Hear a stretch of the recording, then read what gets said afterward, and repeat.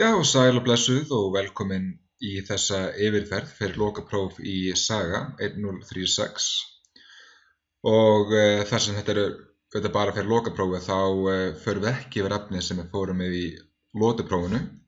Það Grikki, Rómverja og allt það og þannig við byrjum þá bara á miðöldum og byrjum þá bara byrjuninni á falli vestrómverska ríkisins árið 476 eftir Krist og hefur náttúrulega fallið af ýmsum orsökum, bæði innri veikleika, efnahagslegum og hernaðarlegum, en líka ytri þrýstingi, til dæmis frá öllum þessum þjóðflutningaþjóðum eins og Húnum, Vandölum, Gotum, og þessir tveir þættir stuðla því að vestrómverska ríkið leysist upp og bara fellur. En það þýðir þó ekki að austurhlutinn falli og það er í rauninni ennþá sterkt þótt að vesturhlutinn sé farinn. Það er það sem höfuðborgin var, það sem að leiðandi borgin var Róm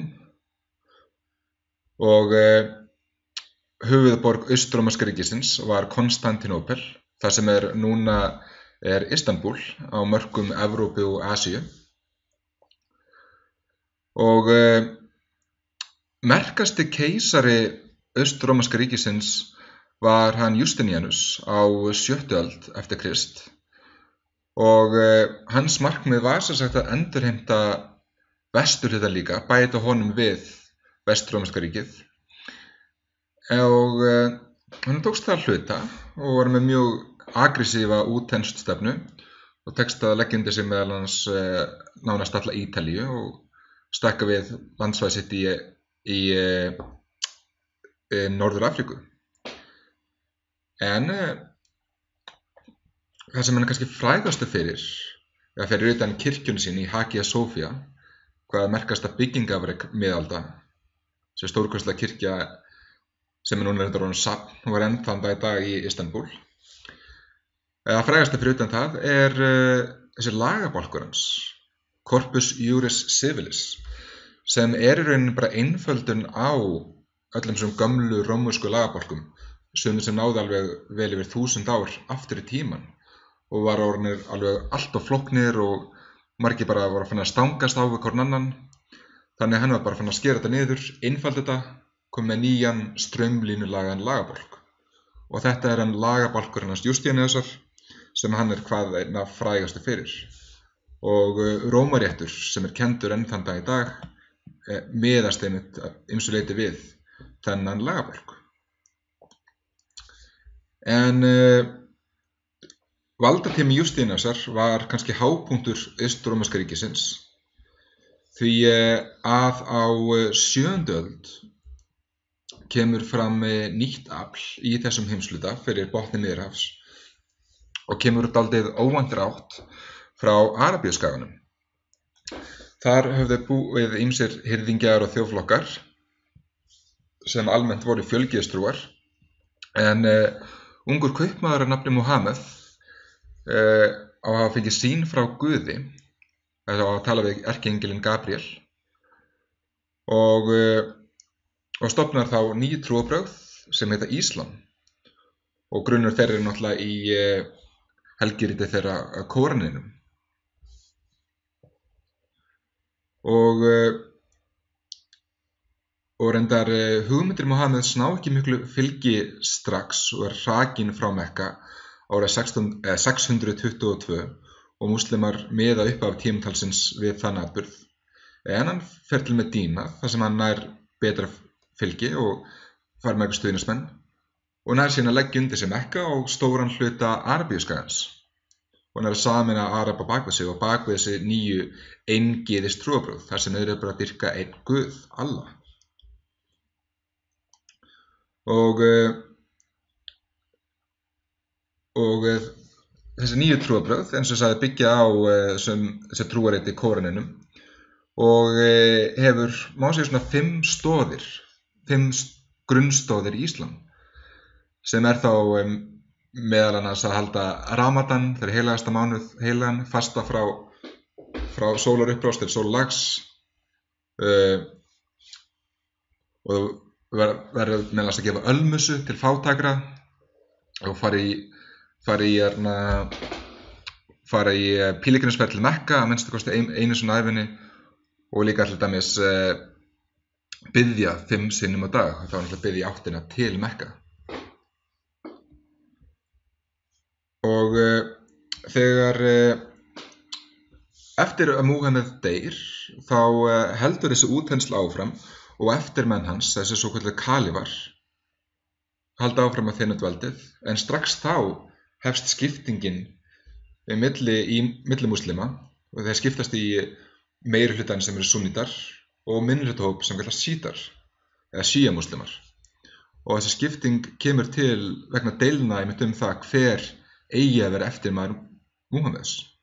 Og þessi skipting enn þann dag í dag og hefur ennþá mjög mikil áhrif í Miðausturlöndum. Og en allavega, þetta kalífadæmi þenst út og leggur undir sig það sem má kalla Sassanídaveldið eða Persaveldið, bara gleypir það allt upp í Íran og leggur líka undir sig stóran hluta Austur-Rómverska ríkisins. Þannig að það verður varla svipur hjá sjón. Og leifarnar af því, eða það sem eftir verður það sem núna Tyrkland. En Austur-Rómverska ríki nær þó að lifa þetta af og nær síðan aftur að styrkjast og verður upplugt hernaðar- og menningaríki þótt að verði aldrei jafn sterkt og að vara tíma Jústíniusar og verður eitt ríkasta veldi heimshlutans. Og margir norrænir menn á víkingöld fara til Konstantínópel til að þjóna keisaranum þar, austurrómska keisaranum, og eru þar inni svokölluðu væringjar. En þeir kölluðu einmitt Konstantínópel Miklagarð, sem bara stór borg. Og en síðan á hámiðöldum tekur Austur-Rómska ríkinu að hnigna allsvakalega og verður bara pingulítið og fellur á endanum fyrir Tyrkjum árið 1453. Og þá má segja að Rómarveldi hafi endanlega fallið. En nóg það og þá á 7. öld ná múslimar að leggja undir sig bara allan suðurhluta Miðjarðarhafs, allan Norður-Afríku og Miðausturlönd og ná líka lengur til sig mesta Spáni og ná með hans inn í Frakklands. En eru sigraðar þar af karlungunum, af einum svokallega Karl Martel eða Hamrinum, sem var afi Karlamagnúsar og maður segja vissunátt það hafi svona verið upphaf Frankaveldis. Og Karlamagnús hann þenur út þetta Frankaveldi, þannig að tekur út stóran mest af Frakklandi og það sem stór hluta sem núna Þýskaland og líka hluta af Ítalíu til dæmis. Þannig að þetta var svona fyrsta öfluga ríkið í Evrópu sínum tímum, eða Vestur-Evrópu það á sínum tímum Rómveldis. Og að því að Karlamagnús nær að verja páfann gegn langbörðum, þessum þjóðflokki í Norður Ítalíu sem Lombardi hér eða skýrt eftir, þeir höfðu eitthvað verið að abast upp á páfann, þá og að því að Karlamagnús bergar páfana frá því, þá krýnir páfinn Karlamagnús Rómarkeisara, sem að Austur-Rómar ekkert alltof sáttir með. Og Karlamagnús hann svona leggur áherslu á menntun og reyna að styrkja innviði ríkisins og þarf að byggja upp eitthvað smá skrifræði þótt hann hafi ekkert kunnað lesa sjálfur og er þá með þess að kenna fjórvegin og þrívegin sem er það til dæmis latína og alls konar starffræði og þannig. Og þetta er einu svokallega karlunga endurism og þarna svona fyrsta skipta miðöldum svona menntunin kannski virkilega batna. En allavega tímabundið. En eftir dauða Karlamagnúsar og eftir dauða sonar hans, þá skiptist þetta veldi hans í þrennt og verður meðal annars grunnur af því sem við þekkjum í dag sem bæði Frakkland og Þýskaland. En strax á valdatíma Karla Magnúsar hafði borið á árásum úr norðri frá hinum svokölluðu víkingum og eftir dauða hans þá var engin leiðtogi nógu sterkur til að berjast móti þeim á áhrifaríkan hátt. Og þessi víkinguöld hefst árið 793 með árásin á Lindisfarne sem er klaustur í norðaustur-Englandi og víkingarnir gerðu þetta mjög mikið, réðust á klaustrin og það var mikið af gulli og gersumum og voru oftar en ekki illa varin og þetta voru svokallar hit and run aðgerðir, bara réðust á staðinn og fóru síðan tilbaka áður en næsti herafli kom sem er þá alltaf seint.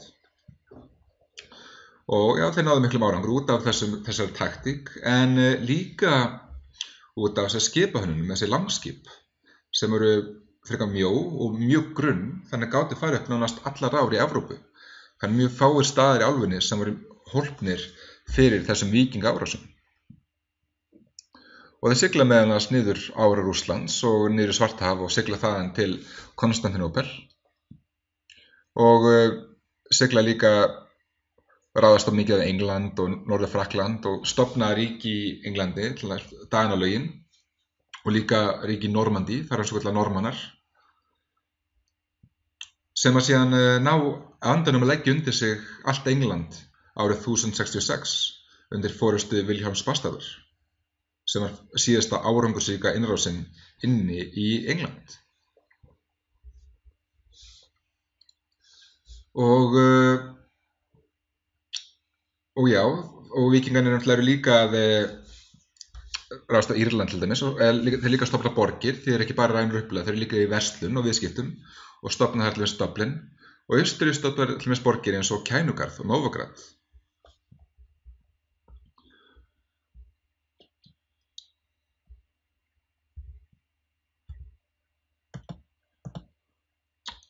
Og það færir okkur að Íslandi því Ísland var auðvitað hluti af þessari fólksfjöldabylgju, þessum víkingaferðum alla Evrópu og víðar. Og landnámsöld hefst í Íslandi í kringum 870. Við náttúrulega vitum ekki nákvæmlega hvenær Íslandi fyrst numið. Heimildina segja okkur 874 en við veitum ekki hversu rétt það er. Það er miðað að Ingólfur Árnason hafi numið land og almennt tala hann sem fyrsta landnámsmanninn. En hann var ekkert sá fyrsti sem kom hingað. Þeir náttúrulega undan honum voru til dæmis Garðar Svavarsson frá Svíþjóð sem kallaði hann til Garðarshólma og á undan honum, sem kannski uppgötti Ísland, var félagi náungi sem heit Nafnoddur og eftir Garðari kom Hrafnaflóki Vilgerðarson sem gaf einmitt Íslandi nafnið Ísland af því hann upplifði henni svo hræðilegan vetur.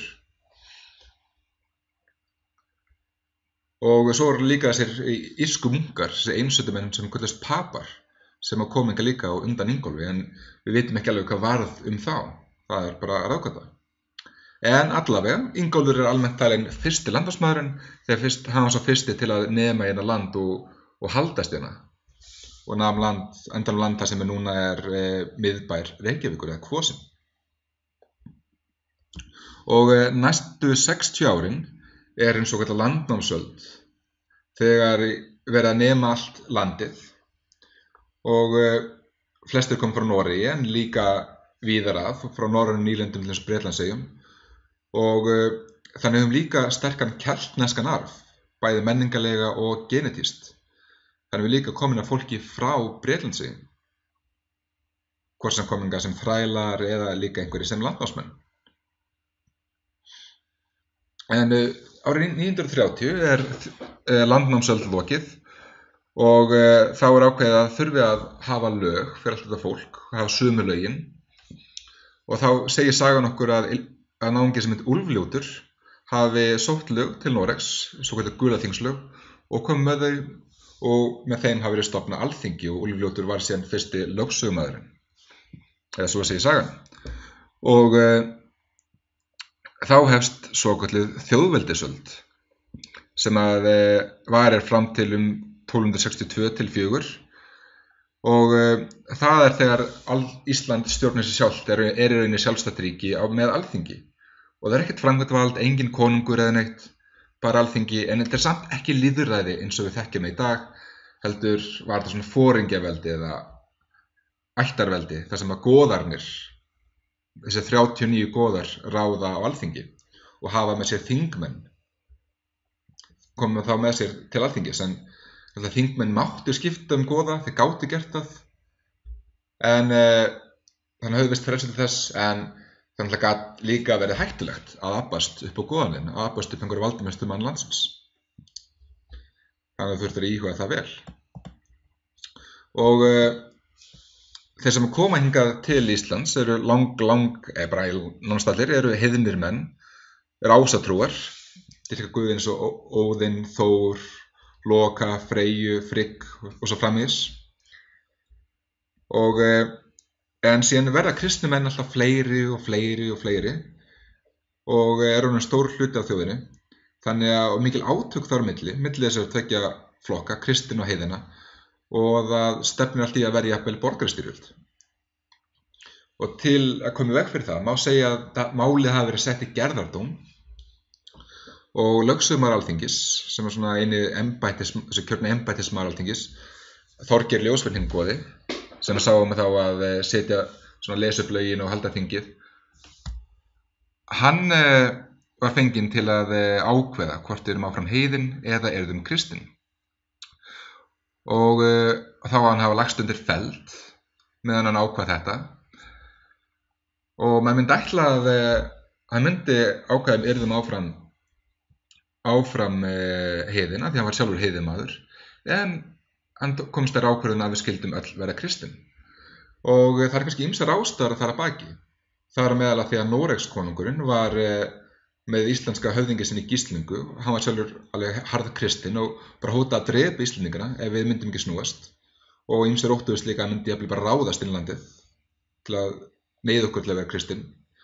Þegar kristnu konungar eins og til dæmis Karlamagnús hafa verið mjög duglegir í því, bara kristna fólk, ef það vildi ekki þá var það bara drepið.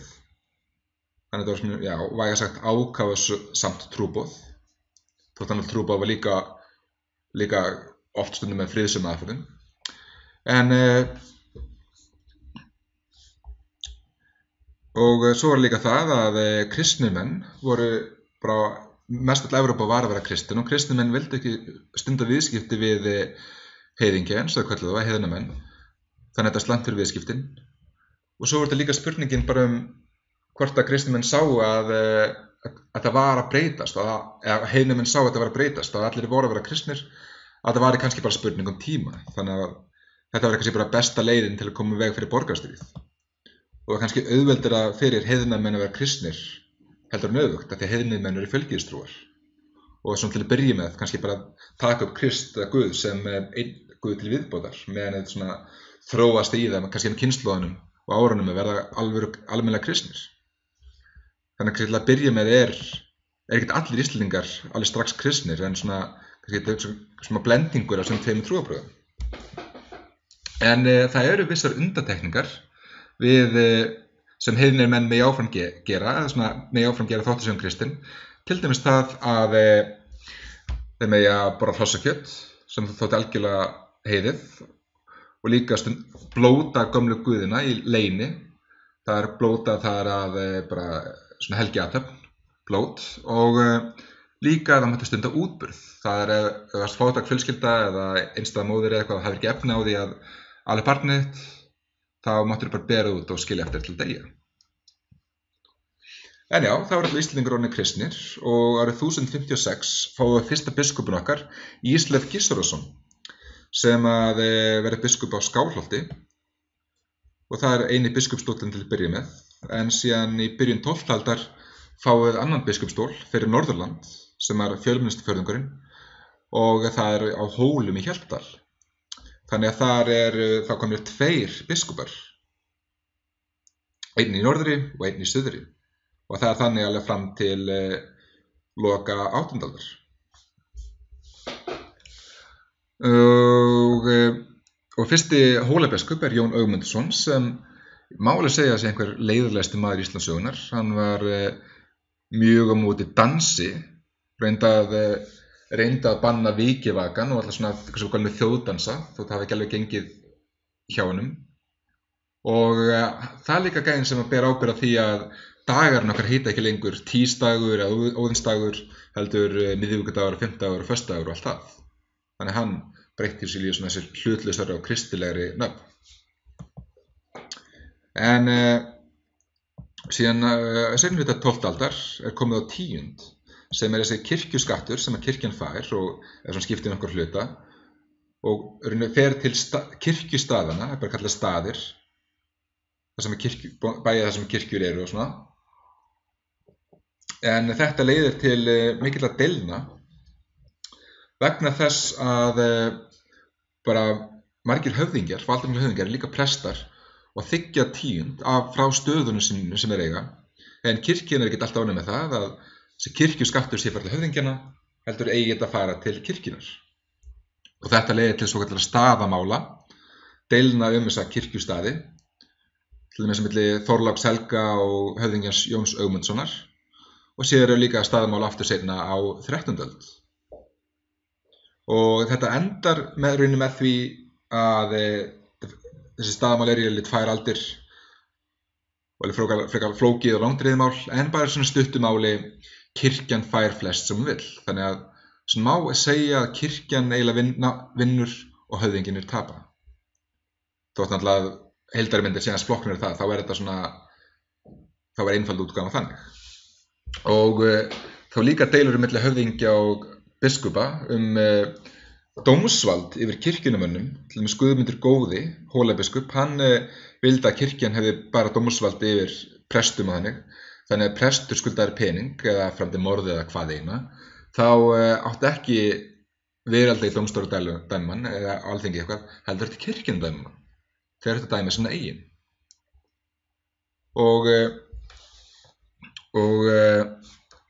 Guðmundur góði fær í bardaga út af þessu við höfðingjan Kolbein Tumason, svo kallaðan Víðines-bardaga 1208 sem að Guðmundur vinnur. En allavega, og þessi deilur milli höfðingja og biskupa og kirkjunar svipaður gerist í Evrópu. Það eru líka deilur um kirkjur og eignir kirkjum og klustrum og líka kongar og fyrstar að þeir bara gefa eða selja biskupsstóla á þannig sem kirkjan ekkert ánægð með. Og leiðir meðal annars til þess að páfinn lætur bannfæra Þýskalandskeisara. En allavega, og svona til að halda þess áfram, svona framhald af þessari víkingaöld, að árið 1000 þá eru landafundir í vestri. Það er Eiríkur rauði sem var fyrst gerð útlægur frá Noregi og síðan Íslandi, bæði fyrir manndráp. Hann fer til Grænlands og finnur það og sá sem gefur landinu nafnið Grænland og stofnar þar, má segja, nýlendu. Og sonur hans, Leifur heppni, finnur Ameríku, finnur eyjar sem þetta kallar Markland og Helluland og Vínland og þessar sem þessar eyjar svona norðaustur Kanada. Og Vínland var, við vitum allavega að hann kom til Nýfundalands sem núna í Kanada, af því að það hafa verið fornleifaheimildir þar. Og í Vínlandi átti að vera, bókstaflega hafa verið vínber sem hann bara náði í. En það er sömu pælingar með að hann hafi jafnvel farið alltaf jafn langt og niður til það sem núna New York, en það var náttúrulega bara getgátur, ekkert sannað. En þessi tilraun til byggðar í Nýfundalandi og það endist í rauninni ekki. Þeir hrekjast tilbaka út af átökum við innfædda, þessa indíánana sem kallast grælingja, og ákveða að þetta sé bara ekki áhættunaverði. En byggðin í Grænlandi endist þó miklu lengur. en hverfur sér nokkrum öldum síðar og við bara vitum ekki af hverju. Var það út af plágu, var það út af hungursneyð eða kaldara loftslagi eða vegna átökum við Inúítina. Við bara höfum ekki hugmynd og þetta er einn af þessum ýmsu ráðgátum mannkynsögunar. En þá eru komin að hámiðaldir, svona sem tímabilið, svona miðað í kringum árið 1000, hámiðaldir í Evrópu. Og þetta er svona almennt bara mjög gott tímabil fyrir Evrópu. Borgir að stækka, landbúnaður er að blast og fólki er að fjölga. Frá 40 milljónir í 70 milljónir á nokkur aldur tímabili. Og á þessu tímabili hefist líka krossferðirnar. Og það eru nokkur ástæður fyrir þeim. Þess að páfinn eggjar Evrópubúa til krossferða og hann vill meðal annars sameina Evrópubúa, kristna Evrópumenn gagnvart sameiginlegum óvinni, gagnvart múslimunum. Og það er hægt að berjast hvor við annan. Og hann líka hafði fengið hjálparbeiðni frá Aust-rómverska keisarunum út af átökum við Tyrki sem voru nýorðnir múslimar og höfðu tekið við af Arabunum sem drifkraftur jihadsins eða heilaga stríðs Íslam. Og voru fannar að ógna Konstantínópel. Og líka það, Tyrkinir voru búin að banna kristnumönnum að heimsækja Jerúsalem fyrir pílgrimsferð þangað sem olli mikilli reiði í Evrópu og hneykslan. Og þessar ýmsu þættir urðu til þess að páfinn Urban II boðaði til krossferðar. En menn eru ekki bara fyrir krossferðar út af trúarástæðum, heldur líka efnahagslegum ástæðum. Því náttúrulega stríð er góð ástæða til að fá herfang og græða pening. Og páfinn boðar til krossferðarnar og merkilegt nokk, það er eiginlega ótrúlegt að það hefnast. Þetta var ekkert frábærlega undirbúið.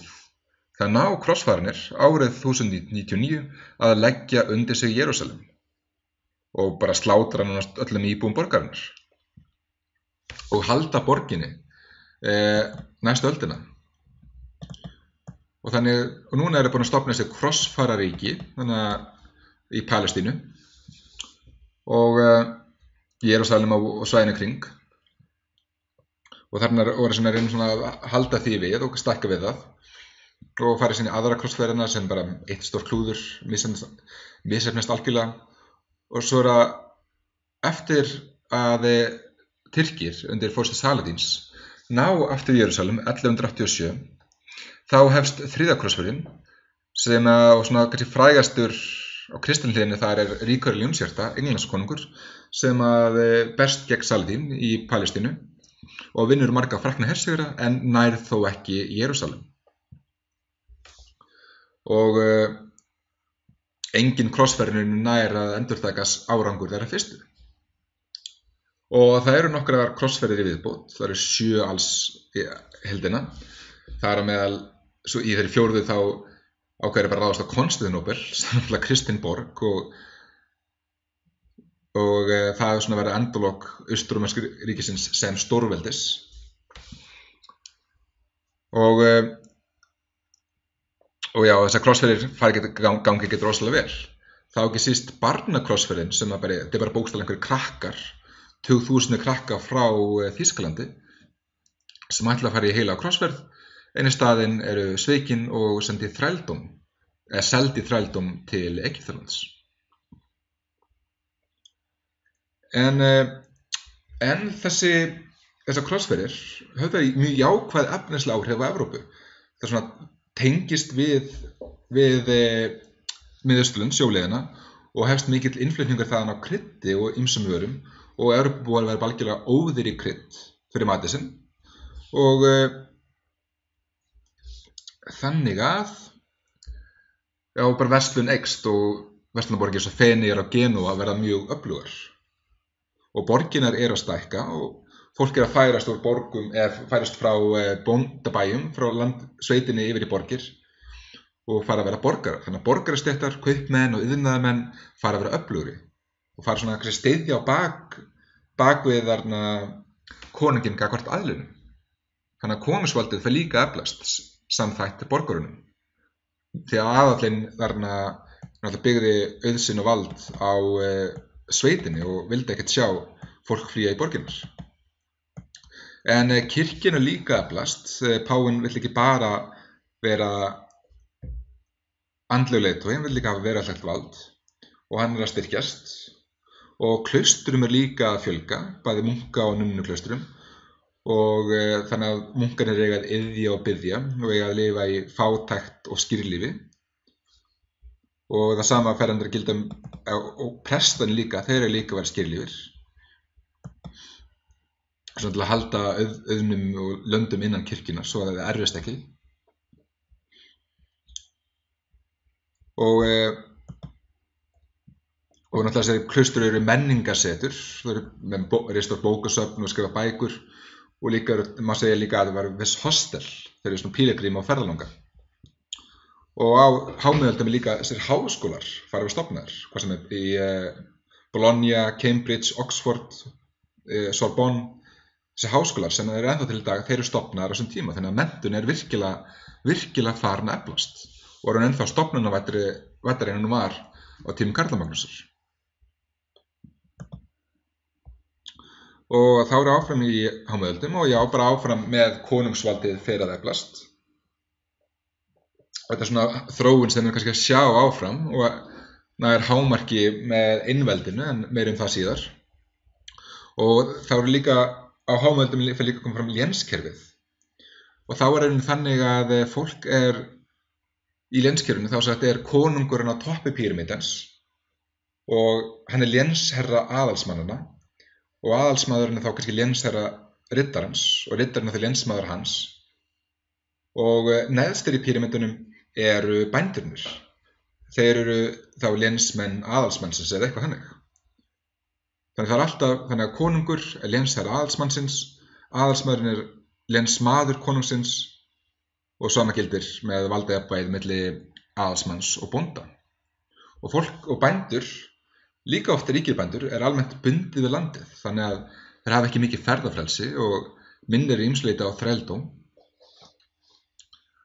Og eru ýmsa kvaðir og þurfa bara að vinna einn dag í viku launalaust fyrir lénsherra sinn. Þannig já, þetta er svo kallaða lénskerfi og fólk eru oft að fara til borgarna til að flýja þetta kerfi. Þannig að aðalsmenn ekki alltaf hrifnir því að borginar sé að stækka.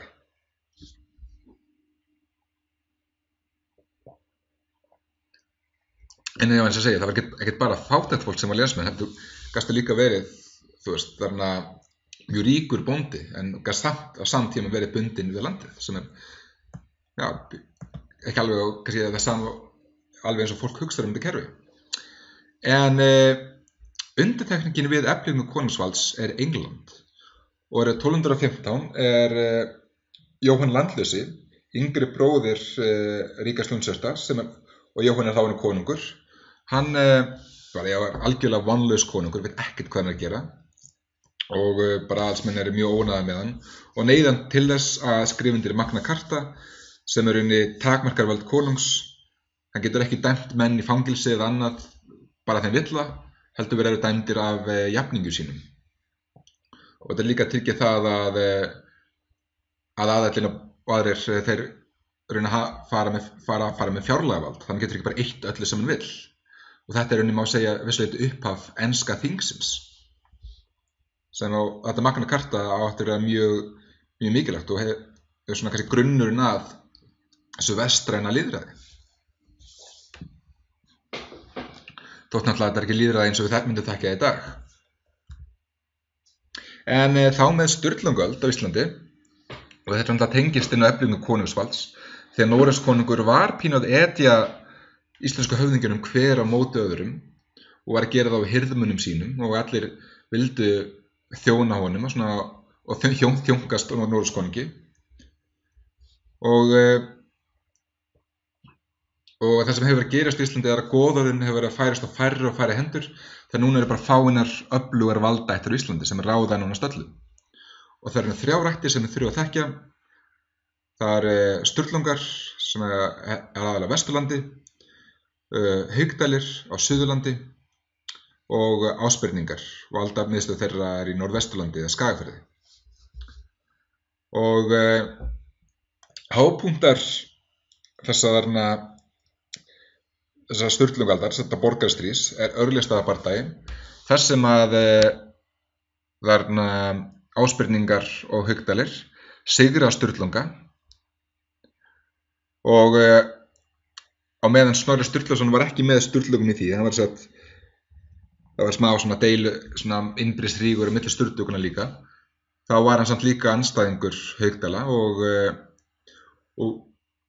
og Gissur Þorvaldsson sem var leiðtogi Haukdala og var ákveður að nýta sér það að Snorri hefur ekki verið alltaf hlýðinn við Noregskonung þótt hann sé hirðmaður hans, og þegar Hákon gamli, Noregskonungur, skipar Gissuri að senda Snorra til Noregs bara því að hann fór frá Noregs án leyfis, þá ákveður Gissur nota tækifærið og bara drepa Snorra, bara laumast á Reykholt og bara, já, látum myrða hann.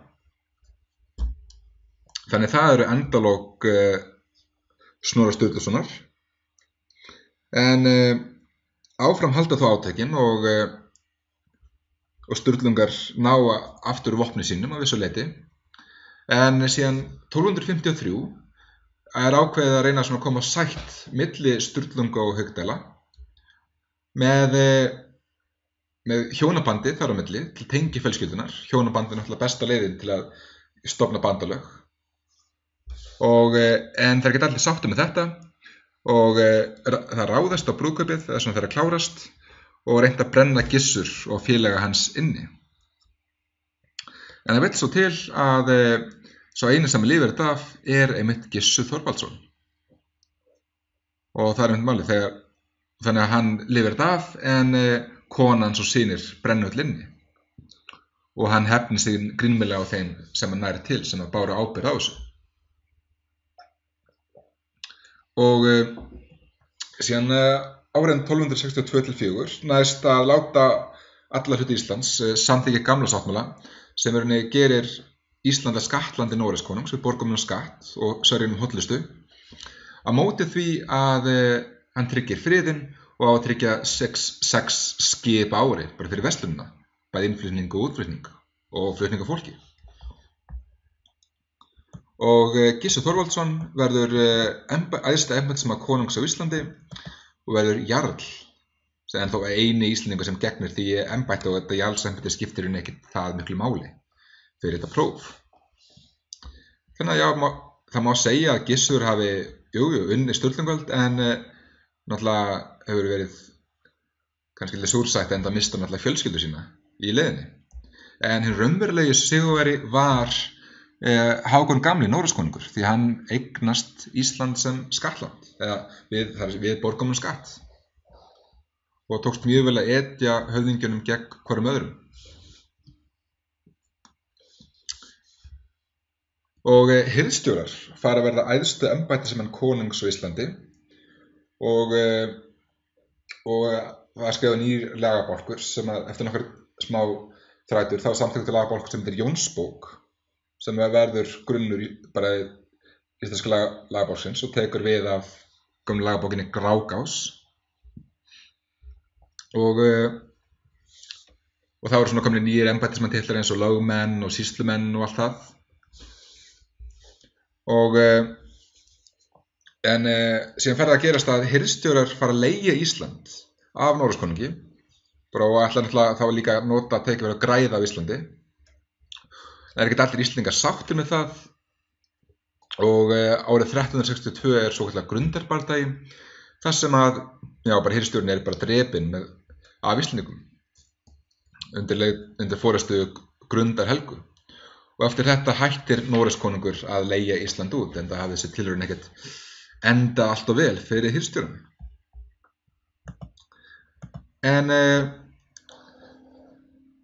Ísland verður síðan hluti af Kalmarsambandinu alveg undir lok 14. aldar, sem ríkjasamband Danmerkur, Noregs og Svíþjóðar, og líka Íslands og vissu leyti Grænlands, Færeyja, og þetta samband var alveg til 1523, en og Danmörk og Noregur verður eitt konungsríki, og Íslandurinn verður hluti af Danmörku, þegar Danmörku er ráðandi aðili í þessu sambandi. Og það núna er komin hluti af danska konungsríkinu, því Danmörku er bara öflugur og ríkari ríki en Noregur. Og Danir reyna að stýra verslun Íslendinga, þeir vilja ekki við sem versla við Englendinga og séum ekki að selja skreið eða vaðmála eða neitt þannig, en gengur ekki alltaf. Og meðal annars þá drepa enski kaupmenn Björn ríka, hirðstjóra konungs, þegar hann reyna að stoppa í verslun hér. Og þetta leiðir meðal annars til átaka milli Englands og Danmerkur, vegna atburða sem átti sér stað á Íslandi.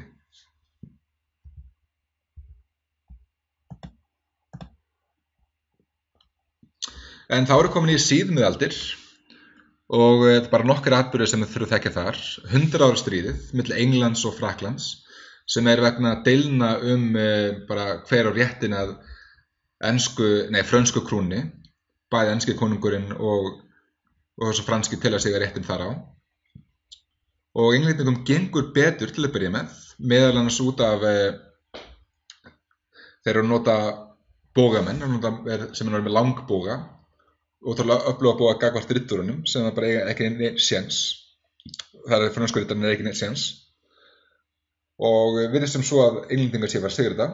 En þá kemur til sögunar ung bóndastúlka, fransk, sem þeir Jóhanna af Örk, og á að hafa fengið sýn frá Guði, svo segir hún, að berga Frakklandi og leiðir franska herinn til frækina sigur að gagnvart gegn Englendingum, en er á endanum handsömuð og er seld í hendur Englendinga, þar sem hún brennd á báli fyrir galdra. En það voru mikil mistök hjá Englendingum að drepa hana, þegar gerðu hana píslarvotti og svona Frakkar sameinast undir táknmynd hennar og ná að sigra Englendinga í stríðinu og bara nánast hreykja á öllu Frakklandi. Þannig að Frakkar sigra 100 ára stríðið og það leiðir til, þau geta þekkjað eitthvað svakalega vel, bara til rósastríðina sem er borgarastríð í Englandi, sem endar með valdtöku Tudor-ættarinnar. Það er Hinrik VIII og Elisabeth I og allt það. Og Hinrik VIII var þessi Englandskonungur sem átti þessar 6 eiginkonur og stofnar ensku biskupakirkjuna af því að páfinn vildi ekki leyfa honum að skilja. En fyrir utan 100 ára stríð þá var annar hápunktur, svona mikilvægt atriði síðmiðalda, svartidauði, þessi plága, þessi baktería sem berst til Evrópu 1347 og berst út alla Evrópu og drepur bara stóran hluta Evrópubúa, alveg 2/3 fólksins á sumum svæðum. Og bara margir halda að þetta sé bara heimsendir eða refsing Guðs. Og svartidauði berst líka til Íslands og drepur líka hérna stóran hluta Íslendinga. Og það hefur svipaðar afleiðingar bæði Íslandi og Evrópu, alveg merkilegt nokk ýmsar jákvæðar afleiðingar jafnvel. Því að fólkinu fækkar, já, en það þýðir að það skortur vinnuafli og verkamenn og aðrir fá hærri laun, þeir meiri samkeppni verkamenn og líka fólk meiri aðgang að landi, svona auðveldari fólk eignast land. Og kirkjan græði líka mikið á þessu því að margir að gera kirkjuna að erfingjum sínum, því að í svona vonum að fá syndaflausn. En já, kannski eitt með svartadauða er að bara muna það að gyðingum er oftar en ekki kennt að bera ábyrgð á svartadauða og sagt að við eitra brunnan og eru brendur á báli til dæmis fyrir þetta. Þannig þeir eru oft svona scapegoat fyrir þessa plágu. En allavega, endurreisnin er fyrirbæri sem á sér stað bæði á síðmiðöldum og nýöld. Og það er ekki alltaf víst 100% óumdeilt hvað skilin á milli þess að tvekja tímabili eru. En þetta er viss listræn og menningarleg og vísindaleg endurvakning sem hefst á Ítalíu og þeir eru bara upphefja allt sem er forngrískt, fornrómverskt, fara að byggja eftir mikið með súlur og hringboga og allt það, bara byggja þessum forngrísk og rómverska arfi og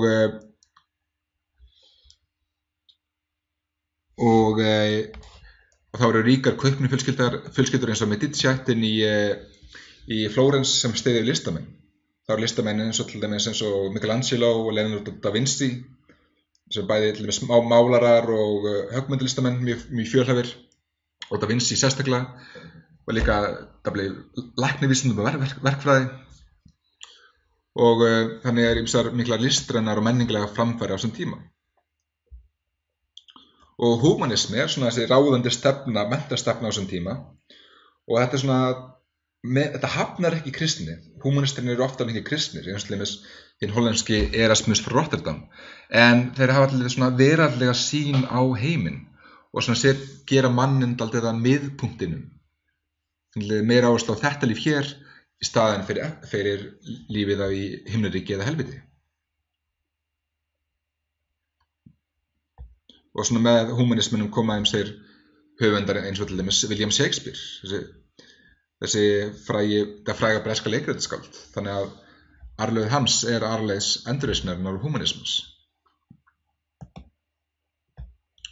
Og á þessu tíma kom fram nýjar vísindahugmyndir, eins og til dæmis hjá honum pólska Kópernikusi sem segir að sólin sé í miðju alheimsins, ekki jörðin, og Galileo Galilei byggir hann á hugmyndum hans og segir að jörðin snúist í kringum sólina, sem að kirkjan hafnar algjörlega, enda á jörðin að vera miðpunktur alheimsins og bara ekki neitt að snúast, alltaf snúist í kringum hana, og neyddur til þess að hafna hugmyndum sínum. En síðan eftir það á hann þó hafa sagt, þegar hann labbaði út eftir þessa afneitun sína, þá hann hafa físlaði sjálfum sér eða pjúkrað, hún snýst nú samt, og að sjálfsögðu hafði Galileo alveg hárrétt fyrir sér. Jörðin snýst í kringum sólina. Og hann endaði ævina í stofufangilsi út af þessari villtrúlegu hugmyndu sínum, en hann var þó heppnari eins og aðrir, eins og til dæmis ítalski vísindamaður Bruno sem bara brendur á báli. En endurreisnin berst líka til Íslands og berst hingað í formi fornmenntastefnunnar. Þannig Íslendingar eru ekki að stúdera mest þessa grísku eða rómversku menningu, heldur þessa íslensku miðaldamenningu.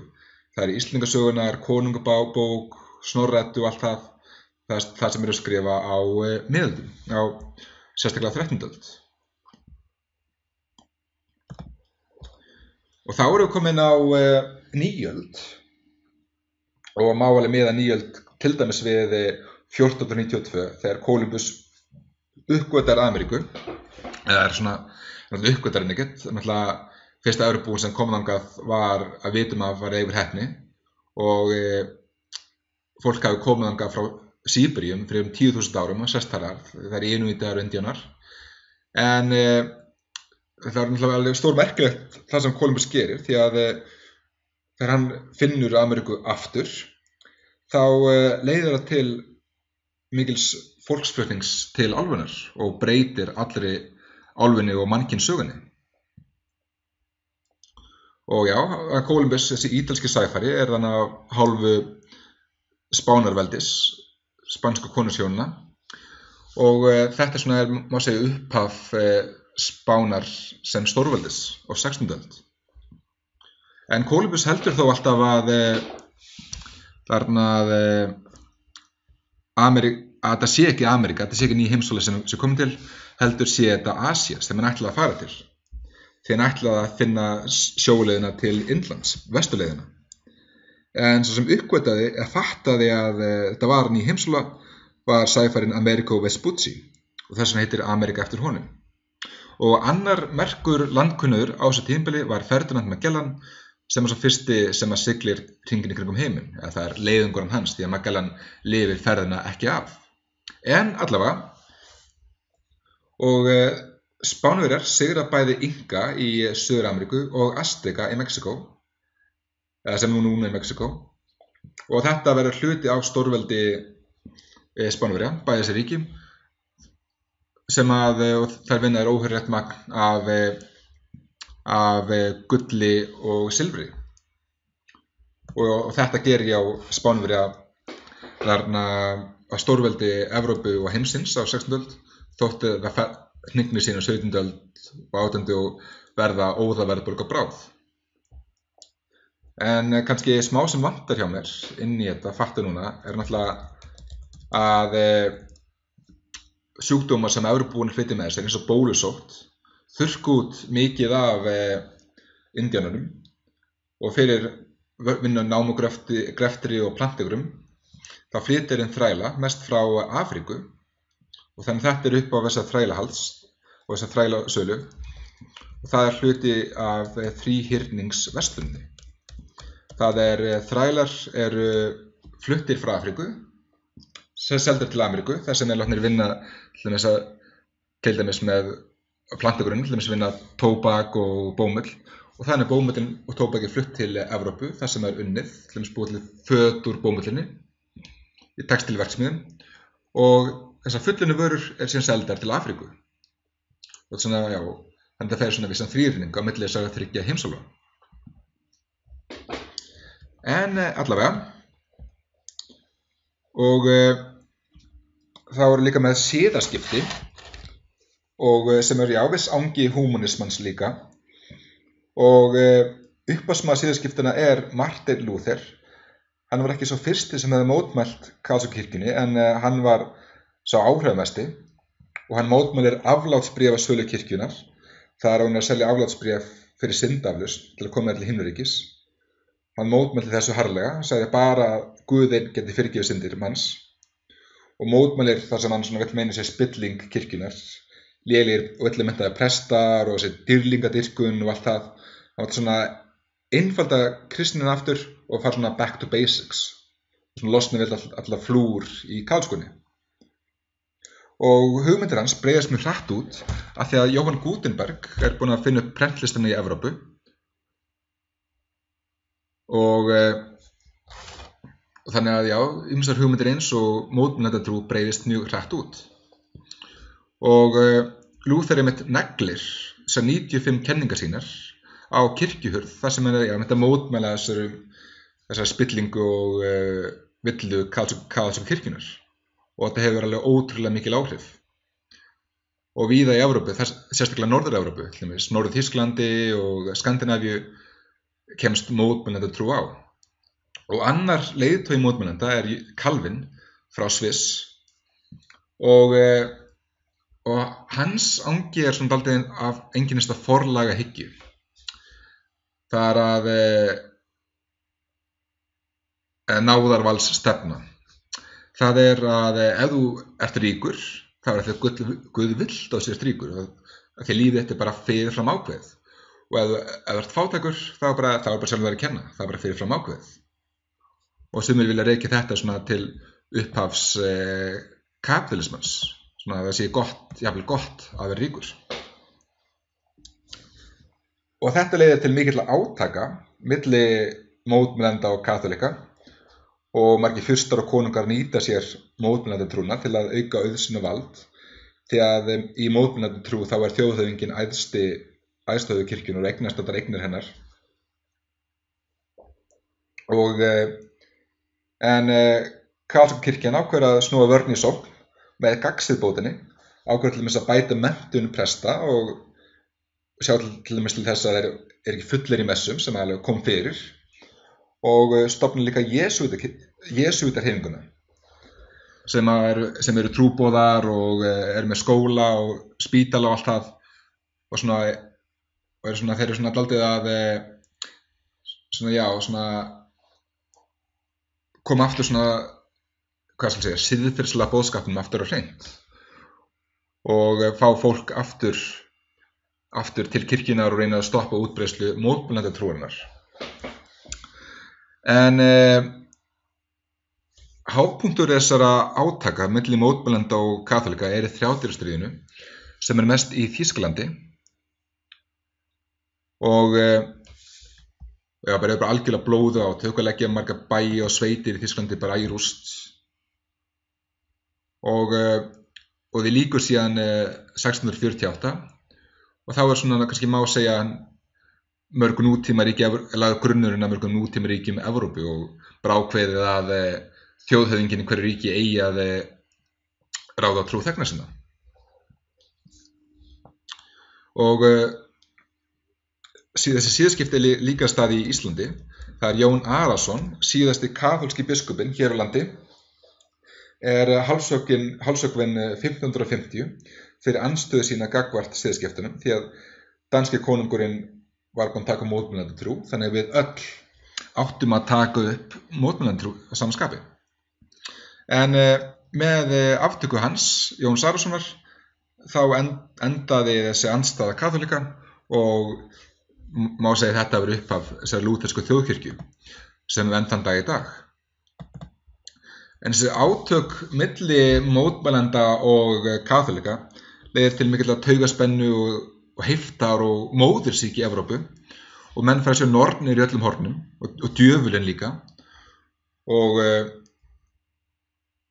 núna voru nornir ekki bara einhverjir sem gerir slæmihluti, heldur nornir voru bara bókstaflega þjónar djöfulsins og ef eitthvað slæmt gerðist, það var uppskerubrestur eða einhver dóa eða var veikur eða eitthvað, þá var það kannski nornum að kenna og var oft hentugt að benda á nágranna sína, sérstaklega ef þeir áttu eitthvað sem að þig langaði í, eins og land eða búfínað. Og mikið af 2000 manna voru brenndir á báli fyrir að eiga var nornir. Og sérstaklega konur, aðalega konur voru fórnarlömb þessa, bæði í Evrópu og í nýlendum í Norður-Ameríku. En á Íslandi var þetta öfugt. Það voru karlar en ekki konur sem voru ofsótt hér. Af 25 manns sem voru brennd á báli fyrir galdur á Íslandi voru 24 karlar. Mjög líklega að því að við tekjum galdra við lestur galdrastafa og náttúrulega karlar voru líklegir til að kunna lesa heldur en konur. Og já, bara og með síðaskiptin eru orðin mjög bara heit trúuð og með svona lútherskan rétt trúnað og hluti af því stóri dómur. Og það er felur í sér ýmsar harkalegar refsingar fyrir ýmis siðferðisleg brot, til dæmis eins og sifjaspell eða hórdóm, kynlífi til hjónabands, og þá gastu verið tekin í lífi. Þá var karlar hálshöggnir og konum drekkt í drekkingarhyl á Þingvöllum. Þannig að væga sagt harkalegar refsingar þar. En þá eru komin á einveldi á 17. öld og með einveldi konungsvalda styrkjast og það meðal annars út af þessari mikilli ólgu og stríðum eins og 30 ára stríðinu að svona fólk leitar til konungsins, vill fá sterkan leiðtoga sem tryggir friðinn. Og þetta líka út af því að her að stækka og eru komin með byssur og fallbyssur og sá einu sem hefur svona efni á stórum fastaherjum konungurinn og þetta styrkir stöðans enn frekar. Og einvaldurinn á að þiggja vald sitt frá Guði, æðsti þjónn Guðs á jörðu og staðgengill hans. Og bara ræður eiginlega bara nánast öllu og þú verður ekki að fara eitthvað að efast vald hans. Og Lóðvík 14. Frakkakonungur má segja að vera fyrirmynd annar einvalda, bæði stjórnarháttum og bara hvað var það tísku og byggingastíl og allt það og franski barokksstíllinn breiðist út alla Evrópu. Og enn og aftur eru borgarar bandamenn konungs, það borgarastéttin. Oftar en ekki eru þeir bandamenn konungs gagnvart aðlunum og borgarar verða oftar en ekki æðstu embættismenn konungs því að það stækkandi ríkisvald þarf náttúrulega auki skrifræði og skrifstofufólk skriffinna þar. En undantekningin við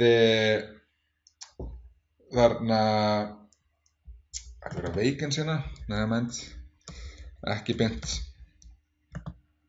tengt efnu en allavega. Og England var undantekningin frá einveldinu því að enski konungurinn Karl Annar langar að vera einvaldur en mætir þar hörðu frá þinginu og þar þetta tengist inn á Magna Carta og allt það og þetta leið til borgarastyrjaldar þar sem að konungur tapar og hálshöggvinn. Og það var ekkert endalok sögunnar, en þetta fer leiðir Englandinu á braut þar sem að miklu meira valdajafnvægi milli konungs og þings og í rauninni og konungurinn fer að með tímanum verða bara frekar valda lítill. Og Englandi fer að vera þingræði með þar sem að framkvæmdavaldið verður meira og meira hjá forsætisráðherra fremur konungi. Og það tengist líka pínu á merkantilisma, þessi frjálsa verslun. Merkantilismi var alveg ráðandi á einveldistímanum. Það að tryggja auka útflutning og minnka innflutning, bara framleiðins mikið og getur í því eigin landi og flytja sér minnst inn. En svo sem hafnaði þessu, var mjög mótið þessu, var 18. aldamaðurinn Adam Smith sem að tengist fyrir ykkar upplýsingunni og tala hann sem föður hagfræðinar og vissuleiti föður hægri stefnunar. Og hann barðist fyrir frjálsri verslun, bara það sem að átti ekki að reyna að takmarka innflutninga eða neitt, bara þjóðir ætla að sérhæfa sig í því sem er bestar og selja vörur fram og tilbaka. Og bara frjáls verslun var lykillinn að hagsæld manna. Og talaði ósynlegu höndina, var jafnvægið sem að kemur út af framboð eftirspurn sem stýrir verði. Og hann lagði til áherslu á takmarka ríkisvald, ólíkt merkantilismönnum og einveldinu sem lagði áherslu á sterkt ríkisvald. Og Adam Smith sagði líka laissez-faire eða lát oss vera, lát oss í friði, sem bara ríkisvaldið á að hafa takmörkuð áhrif á markaðin, bara leyfa markaðnum nokkru leyti bara stjórna sér sjálfur, bara leyfa lögmáli markaðin sem ráða. En til að klára með þetta með einveldið næst líka til Íslands, Danmörk var einveldi og það staðfesti á Íslandi með Kópavogsfundinum árið 1662, erfðahyllingunni, og þannig að Alþingi og þingi í Danmörku líka hafði alltaf þurft að staðfesta nýjan konung, samþykkja hann, en núna fór bara konungstæmið beint frá föður til sonar, eða dóttur eða engin sonur var. Þannig að það er svona kallað erfðahylling, því þetta erfist. Og þannig eftir þetta bara hefur Alþingi ekkert löggjafarvald lengur, bara dómsvald, þannig að bara við öll lögin okkar alltaf bara komar beint frá Danmörku. Þannig Ísland hefur mjög lítið vald eftir Íslandi. En allavega, á Íslandi á þessum tíma, á nýöld, nýöld var bara almennt frekar slæmur tími fyrir Ísland, ekki mikill framfaratími, en Árni Magnússon að safna íslenskum handritum, íslenskum fornritum, eins og Íslendingasögunum og þannig, en hann líka árið 1703 með manntalið, þar sem safna saman upplýsingum cirka 50.000 Íslendinga, sem náttúrulega ángi einveldisins, því að náttúrulega vilt hafa þessu upplýsingar fyrir skrifræðið og líka til að vita hversu mikinn skatt þú átt að fá í heildina. En síðan náttúrulega brann mikið af þessum handritum reyndar í bruna í Kaupmannahöfn seinna meir. Þótt að líklega fleiri handrit hefur glatast ef Árni hefði ekki bergað. En Íslandi á þessum tíma var mikil barnadauði, bara mikil fáfræði hjá Íslendingum. Við gáum almennt ekki á brjóst, ekki gefa á brjóstamjólk, heldur úr dúsum. Það bara tugginn matur, látin tusku og björnin látin sjúga á því, sem einhver fullorðinn hefur tuggið. Og þetta ekki beint hollt mataræði fyrir þau, né heldur rjóminn sem var látin borða, þannig að bara mörg börn dóu út af þessu, út af bara röngum mataræði og fáfræði. Og Íslendingar eignust almennt mörg börn, það var ekkert óalgengt að eignast 10 börn, því að mörg börn bara dóu fyrir 1 árs aldur. Þannig að þú þurftir eignast mörg börn til að vera fullorðin, til að vinna á bóndabænum og til að halda þér uppið, til að sjá fyrir þér þegar þú varst orðinn gamall. Því að það var engin elliheimili eða neitt á þessum tíma. En síðan miðja 18. öld kemur Skúli Magnússon eða Skúli Fógeti með innréttingarnar og sem koma í Reykjavík og svona vist upphaf Reykjavíkur sem þéttbýlis. Þarna á hann að bara koma á vissri iðnvæðingu á Íslandi, svona með textílframleiðslu og vefnaðarframleiðslu og námugreftri og framförum landbúnaði. Það tekst ekki alveg hjá honum, gengur ekki alveg upp, en það samt mjög stór merkileg tilraun og það var ekki það að þetta var ekki eitthvað illa gert, ekkert slæm hugmynd hjá honum, bara frekar að Ísland var það vanþróað að fátækt land, við vorum kannski ekki bara tilbúin fyrir þetta. En mesta niðurlægingarskeið Íslands hefst árið 1783 með móðuharðindunum, þessu eldgosi í Lakagígum eða Skaftáreldum, sem það bil 50 km fyrir norðan Kirkjubæjarklaustur og mikið hraungos, en þetta líka kemur mikið aska sem berst allt norðurhvel jarðar og askan drepur mestallan búfénað á Íslandi, sem leiðir til mikillar hungursneyðar og það bil 10.000 manns deyja, sem 1/5 allir Íslendinga. Þannig mikil eymd og bara fátækt. Ef það var eitthvað jákvætt við þetta, þá var að einokunarversluninni lýkur, sem var komið á 1602. Þannig að með einokunarversluninni þá máttur þú bara versla við þinn eigin kaupan. Til dæmis, ef þú varst bjóst við Skjálfanda, þá bara varstu að fara til Húsavíkur, máttir ekkert fara til Akureyri, þótt að gæinn Akureyri var ekki jafnvel nær þér eða með betra verð, bara algjörlega andstæðan við frjálsa samkeppni. En svona til að hjálpa Íslendingum eftir móðuharðindin, þá lauk einokunarversluninni þetta leyti, þannig að fáum aðeins meira verslunarfrelsi. En í síðustu glærunum með þetta efni, bara upplýsing og það bara trú á framfarir, mannréttindi, rökhyggju, umburðarlyndi og að enda valdníðslu ríkis og kirkju.